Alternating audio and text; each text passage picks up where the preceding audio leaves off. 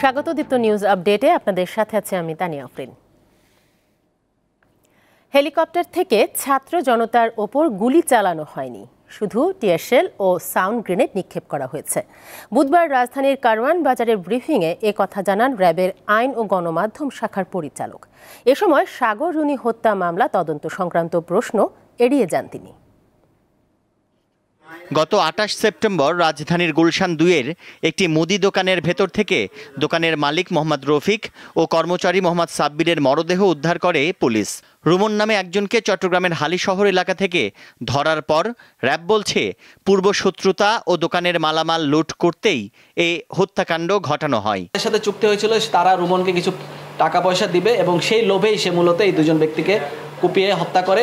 দোকানের যে মালামালগুলি ছিল, বাসার যে মালামালগুলি ছিল, এগুলি পরবর্তীতে তারা উদ্ধার করে একটি ভ্যান ভাড়া করে সেগুলো সেখান থেকে নিয়ে যায়।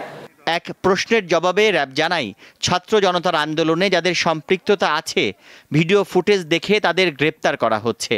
হেলমেট পরে হামলা চালানো ৩০ থেকে ৪০ জনকে শনাক্ত করা হয়েছে। র্যাবের মুখপাত্র জানান, আন্দোলনের সময় হেলিকপ্টার থেকে শুধু টিয়ারশেল ও সাউন্ড গ্রেনেড নিক্ষেপ করা হয়েছে, গুলি চালানো হয়নি। অস্ত্র ইন আউট রেজিস্টার আছে, তারপর যেখানে রেজিস্টারগুলি আছে সেগুলো বিশ্লেষণ করা হয়েছে। তার মাধ্যমে আমরা কিন্তু রিপোর্ট দিয়েছি এবং সেখানে আমরা বলেছি আমরা হেলিকপ্টার থেকে শুধুমাত্র টিয়ারশেল এবং সাউন্ড গ্রেনেড নিক্ষেপ করেছি। আরেক প্রশ্নের জবাবে র্যাবের মুখপাত্র জানান, সাগর রুনি হত্যাকাণ্ড তদন্তে গঠিত টাস্ক ফোর্সকে প্রয়োজনে সহায়তা দেবে র্যাব। তবে মামলা তদন্তে নিজেদের ব্যর্থতার দায় নিতে নারাজ সংস্থাটি। এখানে উদাসীনতা বা গাফিলতা আমি এভাবে বলতে চাই না। আমি বলতে চাই যে আমাদের প্রতি যে দায়িত্ব ছিল, আমরা সেই দায়িত্বে বা আমাদের যে সামর্থ্য যতটুকু ছিল সেই সামর্থ্য সবটুকু দিয়ে আমরা চেষ্টা করে যাচ্ছি। তদন্ত করার জন্য আরও এক্সপার্টদের সমন্বয়ে একটা টিম গঠন করা হয়েছে। সেখানে যদি র্যাবের দরকার হয় র্যাব সেখানে সহায়তা করবে। পূজাকে কেন্দ্র করে যেন কোনো নাশকতা না হয় সেজন্য ব্যবস্থা নেওয়ার কথা জানিয়ে র্যাব বলছে, প্রতিমা বিসর্জনের দিন নিরাপত্তা আরও জোরদার করা হবে। তানভীর খন্দকার, দীপ্ত সংবাদ, ঢাকা। সেনাবাহিনীর আশ্বাসে প্রায় ৫২ ঘণ্টা পর নবীনগর চন্দ্রা সড়কের আশুলিয়ার থেকে অবরোধ তুলে নিয়েছে বার্ডস গ্রুপের শ্রমিকরা।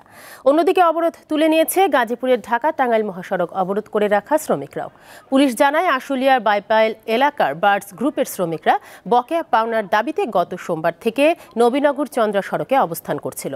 উদ্বুদ্ধ পরিস্থিতিতে বুধবার দুপুরে সেনাবাহিনী সহ পুলিশ ঘটনাস্থলে গিয়ে বিক্ষুব্ধ শ্রমিকদের দাবি পূরণের আশ্বাস দিলে অবরোধ তুলে নেন শ্রমিকরা। এরপর নবীনগর চন্দ্রা সড়কে শুরু হয় যান চলাচল। অন্যদিকে চন্দ্রা এলাকায় বকেয়া বেতনের দাবিতে সকাল থেকে ঢাকা টাঙ্গাইল মহাসড়ক অবরোধ করে বিক্ষোভ করে শ্রমিকরা। পরে দুপুরে সেনাবাহিনীর আশ্বাসে সড়ক থেকে অবরোধ তুলে নেয় তারাও।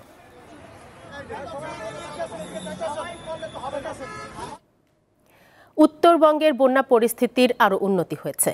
কুড়িগ্রামে ধরলা, দুধকুমার, তিস্তা ও ব্রহ্মপুত্র সহ ১৬টি নদ নদীর পানি সমতলে হ্রাস পাওয়ায় জেলার বন্যা পরিস্থিতির উন্নতি হয়েছে। নদী তীরবর্তী চর ও নিম্নাঞ্চলের বসতবাড়ি ও সড়ক থেকে বন্যার পানি নেমে যাওয়ায় বন্যা কবলিত মানুষজন আশ্রয় কেন্দ্র থেকে ঘরে ফিরতে শুরু করেছে।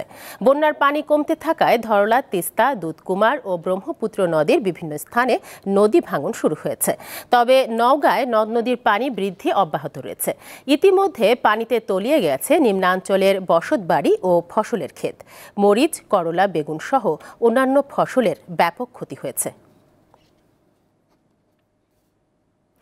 মহালয়ার মধ্য দিয়ে আজ শুরু হলো সনাতন ধর্মাবলম্বীদের সবচেয়ে বড় ধর্মীয় উৎসব দুর্গাপূজা। মহালয়া পিতৃপক্ষের শেষক্ষণ ও মাতৃপক্ষের সূচনাকাল হিসেবে পরিচিত। নারায়ণগঞ্জের আমলাপাড়া সর্বজনীন পূজা কমিটির সার্বিক তত্ত্বাবধানে এবার ব্যতিক্রমধর্মী মহালয়ার আয়োজন করা হয়। ভোরে মন্ত্রপাঠের মধ্য দিয়ে এই মহালয়ার আনুষ্ঠানিক যাত্রা শুরু হয়।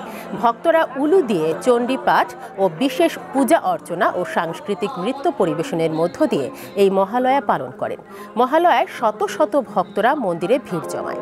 আগামী ৯ অক্টোবর ষষ্ঠীতে দেবী দুর্গার বোধন, আমন্ত্রণ ও অধিবাসনের মধ্য দিয়ে শুরু হবে শারদীয় দুর্গাপূজার মূল আনুষ্ঠানিকতা।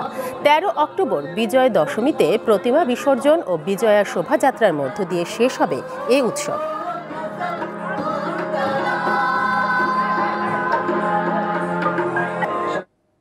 আন্তর্জাতিক প্রসঙ্গ। ইসরায়েলে বড় ধরনের ক্ষেপণাস্ত্র হামলার জবাবে ইরানকে চরম মূল্য দিতে হবে বলে হুঁশিয়ারি দিয়েছেন ইসরায়েলি প্রধানমন্ত্রী বেনিয়ামিন নেতানিয়াহু। মঙ্গলবার ইরানের হামলার পর মন্ত্রিসভার বৈঠকে তিনি এ হুঁশিয়ারি দেন।